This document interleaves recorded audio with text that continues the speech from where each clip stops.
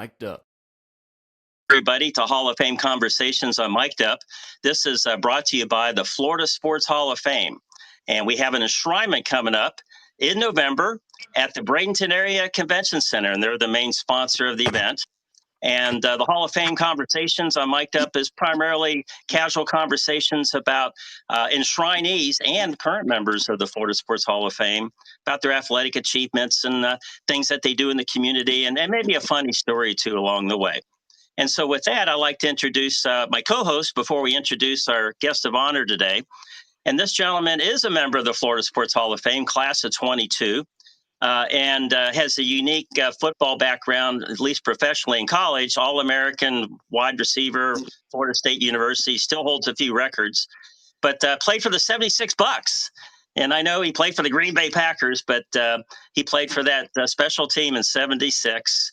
And I believe, I think the last pass that Steve Spurrier completed as the Bucks quarterback was to Barry, and that was his last pass that he ever caught in the NFL. So with that, I'd like to introduce Barry Smith as our co-host. Barry, welcome.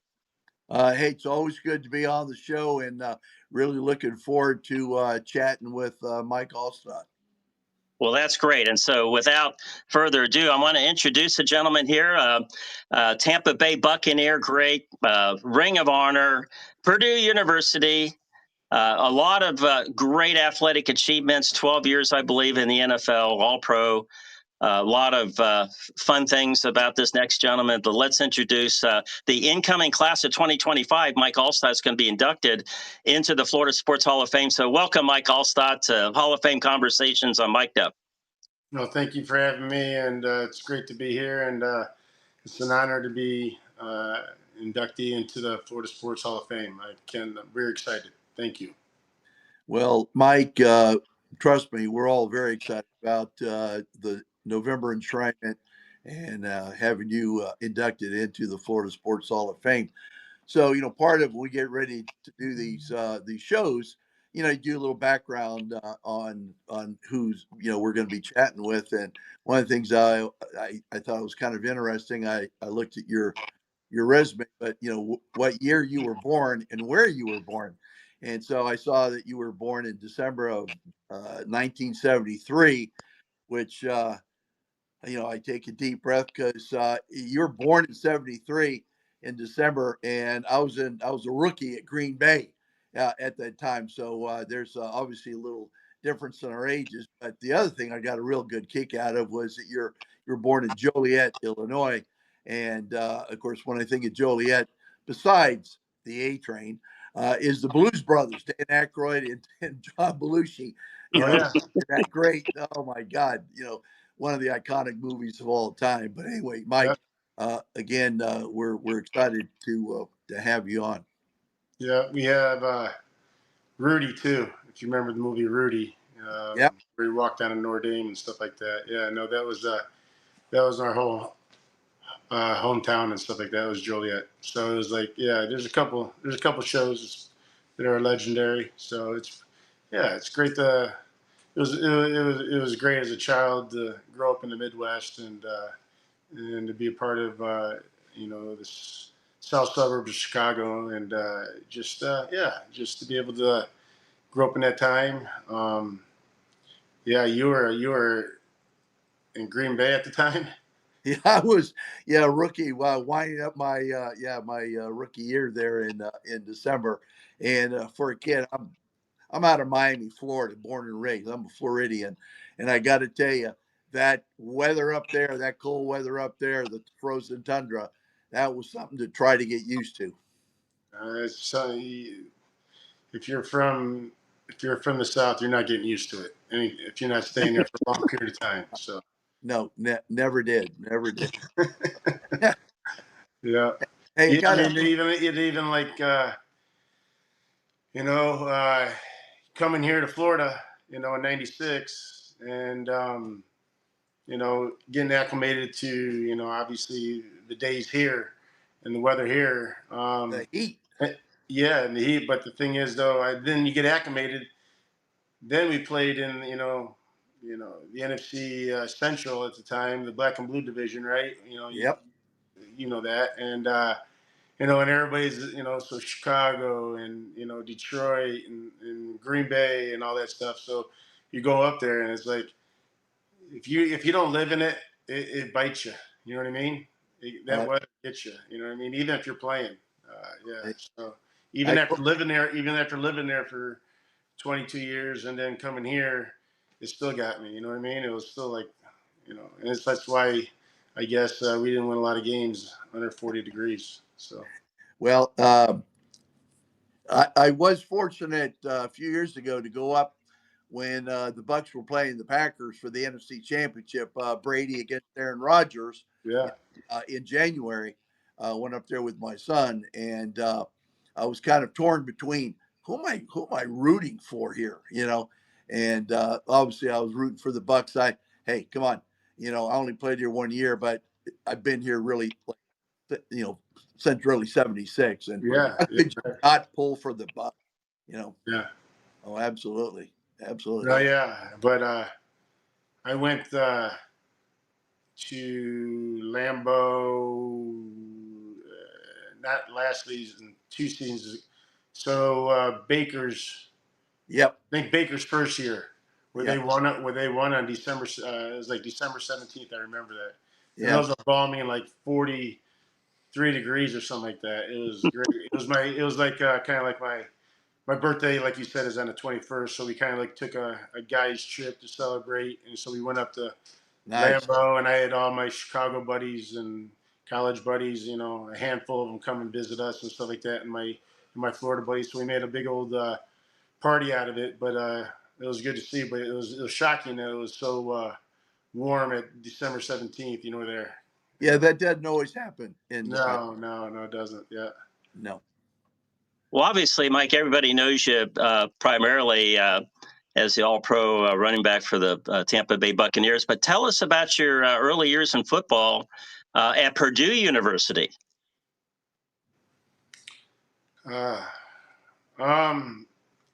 So we talked about where I came from, Joliet, Illinois. I played at Joliet Catholic, and just doing my thing in high school and just enjoying that. And, I was very fortunate to get a scholarship to go to Purdue in 92.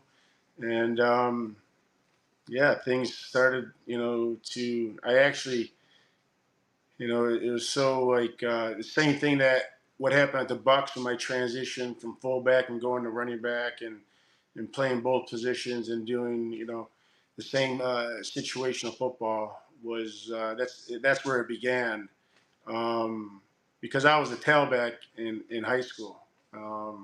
Get my scholarship, go there. You're going to be a fullback. You're going to put your hand in the ground and everything like that. And I just knew if I got the opportunity, to be able to showcase either catching or running, then I'd be able to be more versatile back rather than just being a regular fullback and stuff like that. And things started just progressing and one thing after another. And I was like 50, like probably there I was like 50% tailback, 50% fullback. And here I was probably 70-30, but it was, catching the ball, doing all the things that I did here, similar, and in situational football. But Purdue was, again, I was always concentrated on high school. Didn't even move ahead. I mean, it was all about high school football when I was growing up and everything like that. And then all of a sudden, it was totally different. And Barry, you probably you know this. It was like you didn't get recruited until after your senior year, right? So there was no talking to this school or that school before your season or during your season and stuff like that. And it was kind of like pretty much as soon as your season ended, and then you started getting on the phone and talking to all these, like I went to, I was supposed to go to Wisconsin, I was supposed to go to Indiana, I was supposed to go to Illinois, but my Purdue, I took my first recruiting trip and just said this is place for me and stuff like that, and then I canceled everything. But it was again a dream come true, and I didn't know anything about Purdue. I didn't know anything about the other schools either. I didn't watch really too much and stuff like that, and I just one thing led to another, and it was like the same thing. I had the same mentality in going from Purdue to the NFL, and we can talk about that when the time comes. But great. I played for Coach Coletto. Great man. Utilized me and helped me showcase, and he's probably the number one reason why I was able to with him utilizing me and giving me and putting me in situations and stuff like that to showcase my skills and be able to do what I could do, be able to be drafted. It's a question. How did you get the nickname A-Train? Well, Purdue, it's the Boilermakers, right? Yep. Okay. So Alstott, right? the train and then A and train, right? Yeah. So that's how it. Yep. Now, Barry, that's amazing. How long have you known Mike? How long have we watched him play? How long is been called the A-Train? And I just learned something new today. I had no idea. Here. It was right in front of us. At a V8. That's really very simple. And I get it. Maybe that's why it was so simple I couldn't get it. Yeah. Yeah. So A-Train was from Purdue. Yep. Yeah. It was established at Purdue. Well, Mike, one of the things watching you play, and I will say that, being a wide receiver, I love the passing game. That's my passion, the passing game. I really didn't care about the running game, but I will tell you, watching you with the Bucks, I loved seeing you with your hands on the ball, whether you were running it or you were catching it, because you were a really exciting player, because you were like a bowling ball, and everybody else trying to attack you were like bowling pins. And you reminded me a lot of a guy that I got to play against back in my day, Larry Zonka. And that's the closest that I could say, hey, you remind me of Larry Zonka, but you really are in a category of your own, because Larry couldn't catch the ball like you did. Well, thank you. Yeah, no, it was dream come true. I mean, that's the only thing I really, when when you're in second grade, I think, or when you're starting to learn how to do cursive and all that stuff, and you write that first paper on what you want to do when you grow up, type of thing. I don't know if they do that nowadays, but that's what we did back then, right? Yep. And I spelt it all out. Go to Joliet Catholic, get a Division I scholarship, and play. And that was I don't know how old you are in second grade, but it was, a lot of people in my life helped me get to that position, you know what I mean? So I'm very thankful. I didn't do it on my own. I had a lot of mentors and a lot of people that I was blessed to be in my life and to help me, guide me in that direction. Did you have any communication or discussions with Tony Dungy in the Bucks before you got drafted? No, I had no idea that I was going to the Buccaneers. I had a little inkling that the scout was interested in me, but I didn't like the biggest thing that I had to overcome in everything was just my 40 time, right? So I go to the combine, and I ran a 4.6, 4.64, something like that, and then I was done. And then I did have one pro day. It was just, and it was like only for a half an hour. It wasn't long. It wasn't like going through all the agilities and everything. It was just, seeing how it can, the quarterback throwing to me and stuff like that, running some wides, running some flats, and stuff like that, and just catching the ball for some teams and stuff like that. I thought I was going to Pittsburgh Steelers, actually. Right. So, I visited Pittsburgh and I visited the Jets. But I was with there, and they wanted a big back. The Steelers, obviously, that's kind of like their motto. You know what I mean? But Yeah, I know. I spent all day, watching film with the OC and stuff like that, and so I actually thought I was going to be like in that, late first round and possibly going to them or the Jets and stuff like that. But all of a sudden, uh, the commissioner comes to the podium and is like, "Hey, I think that's when, I think that year is when the Steelers beat Dallas. I Right. think in the Super Bowl or something like that, or vice versa. I'm not sure." And anyway, I know they went deep in the playoffs, and I think they were in the Super Bowl. But so they had one of the last picks, and the commissioner comes up and says, "Hey, they trade their pick to St. Louis Rams and in exchange got Bettis." And that's when I did not know.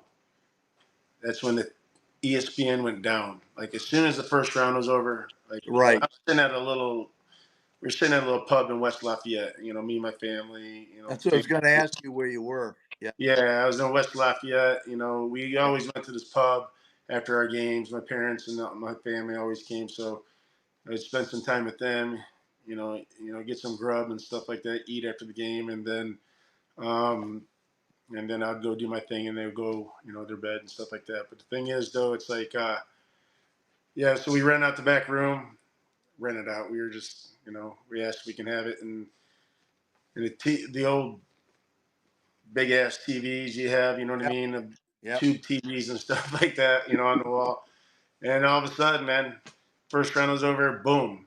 And there was no scrolling bar, there was nothing that showed the next picks. I had no clue what the heck was going on. And cell phones weren't existing either. I had a satellite phone. I mean, so I had a satellite phone. Um, and then when the Bucks did call, I had to walk out to the parking lot and here's Jill Hobbs. God bless Jill Hobbs. Yeah. Will. Hey, she was a secretary obviously then. Yep. But when Gruden came in, she wasn't. But the thing is though, so she got me on the phone. She goes, "Hey Mike, and can you wait for this is Jill Hobbs. Can you wait for Coach Dungy? I'm gonna put Coach Dungy on the phone." And then that was the start of it. Well, let me tell you what, that was a great pick by Tony Dungy and the Bucks. They certainly got it right. Yeah, no, I was very blessed, but at the same time, I didn't know anything, about the Tampa Bay Buccaneers, right? I didn't know anything. I went to one professional game. I actually went to a half of a professional game before I actually played in one. It was at Soldier Field, and we were the last seat in the top row. Um, Yeah. before it was all built out like it is now, right? Right. Last seat, Remember it well. and yeah, and me and my buddy Ryan Brown, we froze our tails off, and we got out of there. But they were playing the orange and white. They were playing the Tampa Bay Buccaneers and stuff like Oh that. yeah. Yeah, and stuff like that. And I don't even know what even took place in the game. It was just like we were trying to stay warm and in that windy city, right? So especially when you're freaking 3 stories up because you're at the last seat on the top, right? So it was, yeah, it was. So it was all meant to be. It was great.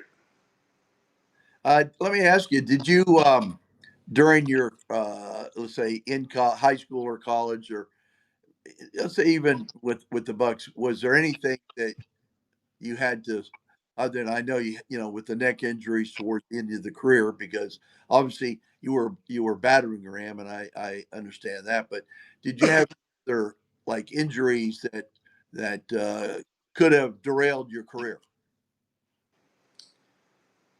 Well, in '03, I had the year after the Super Bowl, kind of like um, at home, about fifth game of the season, I blow my neck out. So I herniated C6, C7, I think, and then I'm done. And I go get surgery in November, and then I come back and play 4 more years. And that's when, 4 or 5, actually 3, 4 in training camp of 07. That's when another level kind of bulged out, and they said, you can't do this no more and stuff like that. So, yeah. So, but yeah, I did. I mean, that was like, everything was going smooth, right? We just won the Super Bowl. Everything was supposed to, we were supposed to win another one, and we were primed to do it, and then guys just kept on going down, and I was one of them, and yeah. So, Well, let me ask you, how did you make the decision? Because one of the things that I was impressed, you decided to jump into high school coaching, and how'd you make that decision? And you did pretty well. yeah, it was. I was. Let me think here. So I was my son. So I took the job when my son was in 8th grade. I was already doing the rec coaching in the off season, right? I coached a lot of baseball. I love baseball. I loved baseball just as much as football growing up. But Yeah. again, when we grew up, there was no options until you either take the scholarship or you have to wait, right? And Right. it wasn't like your junior year where you can say, hey, blah blah blah blah blah, and all that stuff. There was none of that. So you had to take the scholarship as it came, and that was football. But so I was coaching him in baseball and stuff like that, and then I, even when I was playing and stuff like that, and then I retired, and um, my son is like he's in 6th grade, and his best friend is over having dinner right across the street, and he's like, hey, I want you to. My son goes, hey, you want to? Him and his buddies are sitting at the dinner table, and they threw this out at me. They're like, hey, I want Griffin's going to play football, and I'm like, and I knew the mentality that it was. It was just totally different mentality than baseball to football and stuff like that, and so he had a strong arm and stuff like that, so he was the quarterback, and so one thing led to another. I didn't like how fathers coached per se. You know what I mean? Um, going around putting kids, in a 3-point stance and kicking their hand to see if they have all their weight on their hand and stuff like that. And it drove me crazy. So I volunteered and got the Well, itch. And then I was on a field trip to Key West. My son, he was in seventh grade, and I was on a field trip with him to Key West for a science field trip. And my wife at the time called me up and says Northside Christian, the school that I coached for 12 years, wants to interview me. And I said, no, I'm not doing it. I don't want to be a head coach. I'd be an offensive coordinator or I'd be assistant coach, but I didn't want to be a head coach. She goes, just go listen. And because you know what, you don't like everything that's going on, where blah blah blah, and stuff like that with our son and stuff like that, and just go hear him out. I took the job, and next thing you know, 12 years later, and between my son in the first 5 years, and then I stayed another 7, something like that. Actually, I took the job when my son was in 8th grade, so that was my first year. I coached him for the next 4, and then for the next 7, 6 or 7, I was there after too. So I fell in love with it. It was my calling, but it was also God putting me in a situation because I was Yeah. lost. I was very depressed, and because of football, I didn't have football and stuff like that. So it was God put me in the right situation to mentor these kids and to be a part of their life. And so I was there the whole time through my girls. My girls went to school there too, and I got to see them all the time, and in the hallways and whatnot. So and I knew all their friends, and it was just it was the best time of my life. So Beautiful. That's Beautiful. absolutely fantastic. What are you up to these days now? yeah, we do a lot of foundation work. You know what I mean? We do a lot of stuff in the community with helping kids, uplifting the minds, hearts, and spirits of family and children. We work with a lot of different programs in the community that we've teamed up with that provide us the kids and stuff like that. You know, Big Brothers Big Sisters, All Children's Hospital, Sheriff's Ranch. You know, all these different organizations that have the wherewithal, and we just put programs together to interact with them, put smiles on their faces, change their lives, talk to them, you know, mentor them, and do stuff like that in the community. We do stuff with the firefighters of both Hillsborough and Pinellas. We do all the firefighters' houses for Thanksgiving dinners. And people don't understand that the firefighters have to buy their own dinner and stuff like that. And we came to 15 years ago plus. We just come to a realization that that's not fair for the people that sacrifice their lives for us. That they have to pay for their when they're on duty, pay for their their Thanksgiving dinner. So we go there, and in Pinellas, we kind of like we go from station to station, firehouse to firehouse.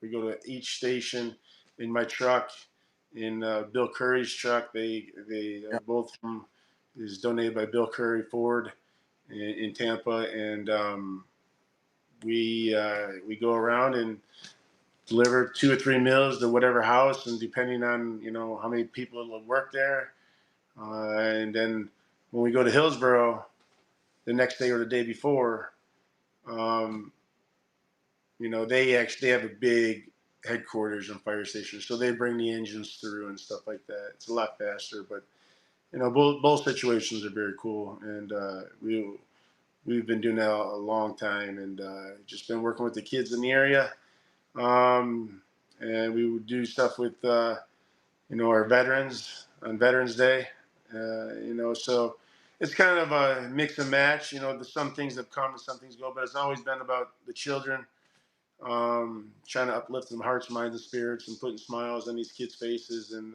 just trying to be a mentor to these kids. So every program we do, I'm there, I'm involved. We're hands on. It's not like we're writing checks or doing this and that. We use our money to have great experiences with these kids. I think it's wonderful, and all of us have been following, I'll say, your post football career out of the coaching, the impact that you've made in our community, and I thank you very much. As what you do is very important. My great grandfather was well, I say my grandfather. Yeah, I never really knew him because he unfortunately passed away, before I was born, but was the fire chief of Miami-Dade County, Oh and wow! first actually fire truck, down it. And so very proud of in that I have a fireman in the family, and we do have other family members. Heck, I think John's got a son who's a fireman. Am I correct? Yeah, I've got a son who's a firefighter up in Ocala, and and it's been good for him because when he was in high school, he totaled 2 cars. But now what he does with the fire department, he actually drives the truck. So He it's taught him hasn't how to drive properly. he hasn't he hasn't totaled the fire engine, huh? No. He actually is pretty safe, pretty Knock safe on at that. But knock on yeah, that's knock on some you know wood. Right? obviously a lot of respect for firefighters, from a personal Yeah. nature. But yeah, that's Mike. It's great to hear that because that's much appreciated by those firefighters. Sometimes people are critical of them because they don't think they work very much and this, that, and the other. But when the time is called and you have to run in that burning building, there's no other person on the planet that will do that for you except a firefighter, and that's we really admire them. So Mike, with that, we are going to wrap this thing up here. And we're going to be looking forward to you being enshrined in the Florida Sports Hall of Fame enshrinement coming up in November. It's the 18th and 19th. The day before, we have a nice VIP function. Of course, you'll be part of down at Menlo Park, down in Bradenton, and then the main event's going to be at the Bradenton Area Convention Center, where they are the sponsors of this year's enshrinement. And just for our viewers out there, Florida Sports Hall of Fame's been around since 1961. And there's hundreds and hundreds of people that have been enshrined in, men and women from all different kinds of sports throughout the years. And each one of our members we're extremely proud of. And this is the purpose of the Hall of Fame conversations, because I think that in the future, the folks that visit our website and attend our enshrinements are going to know Mike Alstott, the person, the football player, and the A train. So we really appreciate you being on our broadcast today. No, thank you for having me. Thank you. It's an honor to be a part of the Florida Sports Hall of Fame, and to be an inductee and be with all the other enshrinement inductees, people that are members that are involved in it. But I'm just again, another blessing. Another blessing. That's why I love this community, this Tampa Bay area. It's just it's my life, and as well as everybody else. They've all this community has just opened up their arms to me. I'm just very blessed. Mike, Well, on behalf of the Florida Sports Hall of Fame, Barry, thank you very much for being our co-host, class of 22, enshrined member himself. And my name is John Rager, PJ member and MIC'D UP broadcaster. And we encourage everybody again to attend the enshrinement coming up in November. Visit the Florida Sports Hall of Fame website. All you got to do is type in Florida Sports Hall of Fame on your browser, and you'll see it. And you don't have to necessarily be a big-time corporate sponsor either. You can actually buy an individual ticket and come watch Mike get enshrined. So with that, thank you for watching Hall of Fame Conversations, and we'll see you all next time. Go Bucks.